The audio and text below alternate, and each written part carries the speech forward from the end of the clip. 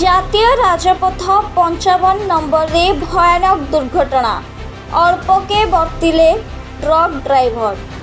ढेंकानाल महिषापाठ एक aluminium बोझी truck राउरकेलारू Bhubaneswar जाउथिबा बेले driver असावधानता पाई truck T सीधा सड़क एक गछरे पिटी हो जाइछि।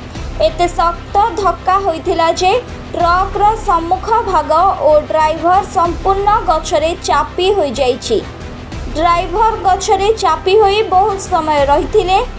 शेषरे ढेंकानाल अग्निशम विभाग कर्मचारी माने तुरंत पहुंची अनेक समय चेष्टा करी आहत ड्राइवर को घटनास्थल उद्धार करथिले। Bureau report Dhenkanal news. मो नाम प्रफुल्ल कुमार बेहरा, ढेंकानाल फायर स्टेशन मुख्य अग्निक गाड़ी एक्सीडेंट रे केमती हला एवं केमती रेस्क्यू कले ड्राइवर आपन देखिथिबे आम पई तो काम करिया पई बहुत डिफिकल्ट थिला।